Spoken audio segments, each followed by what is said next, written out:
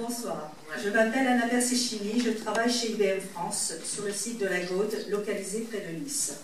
Je suis déléguée syndicale CGT dans l'entreprise. On m'a demandé de parler de l'emploi au sein d'une multinationale. D'ailleurs, on en a pas mal parlé à propos des multinationales. Quelques informations sur l'entreprise. Il y a 20 ans, IBM France employait 25 000 salariés. Aujourd'hui, il reste 8 500 salariés à peu près, répartis sur tout le territoire. IBM France fête ses 100 ans cette année. Elle s'est séparée plus ou moins de 1000 employés par an, avec diverses mesures d'accompagnement, que ce soit des plans de sauvegarde pour l'emploi, on dit plutôt autre chose, plans de départ volontaire, rupture de contrats conventionnels, licenciements divers et variés, même jusqu'à n'a pas atteint ses objectifs. Le site de la Gaude était un laboratoire de recherche créé en 1962 et ses directives venaient des US.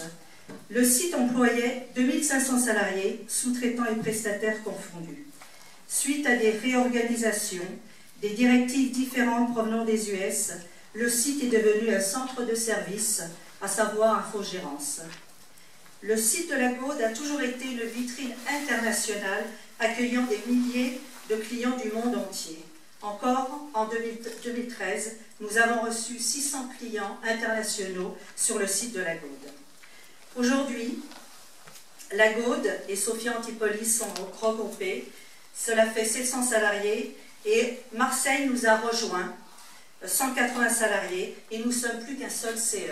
Ça aussi, c'est une façon de pouvoir liquider son personnel, c'est le rapprochement des CE. Quelques chiffres de l'entreprise. Depuis l'année 2000, l'entreprise a eu son revenu augmenté de 13%, sa marge brute augmentée de 31%, son bénéfice brut augmenté de 50%, son revenu net augmenté de 104%, son bénéfice par action augmenté de 255%.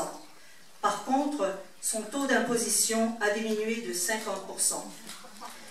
Le revenu net total se monte à 152 milliards 786 millions de dollars. Le rachat d'actions net est de 108 milliards de dollars. Les dividendes se sont montés à 30 milliards de dollars. De tous ces chiffres, on peut déjà constater que l'entreprise est une entreprise très riche. Son objectif premier étant faire des profits et d'augmenter ses actionnaires. C'est devenu une holding financière et ce au détriment des salariés qui ne sont même plus une valeur d'ajustement, mais simplement des salariés jetables.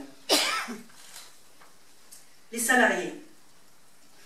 Les salariés sont en constante précarisation financière et morale, comme on peut s'en rendre compte dans toute multinationale ou grande entreprise.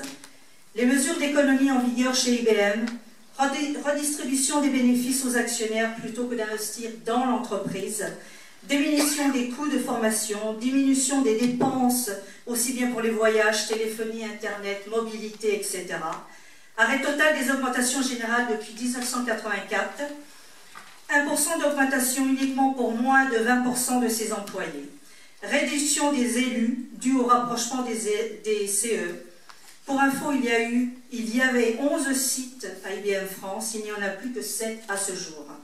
L'avenir de la direction voulant que Paris soit le seul comité d'établissement pour la France entière.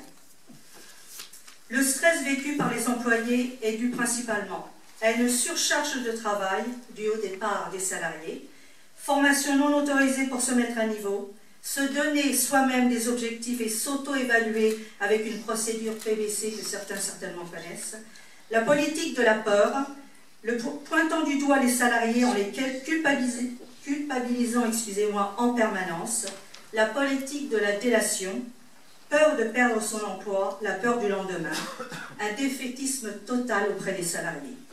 Toutes ces causes mettant les salariés dans un stress intense, allant jusqu'au suicide que l'on a vécu ces dernières années chez IBM ainsi qu'à la Gaude. Le paysage syndical dans l'entreprise, eh bien, il est le même qu'au niveau de la nation. C'est-à-dire que les organisations syndicales, CFE-CGC, CFDT, CFTC et UNSA, signent absolument toutes les demandes de la direction.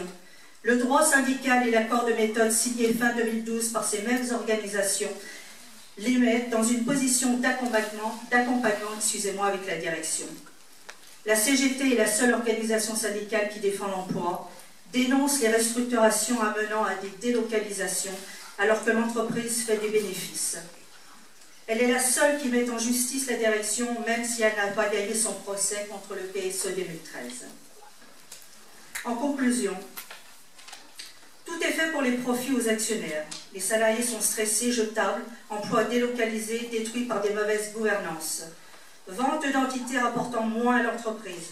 Détournement des revenus vers d'autres pays via des holdings tels que la Hollande, Lille. Lille est un centre qui a été construit fin 2012.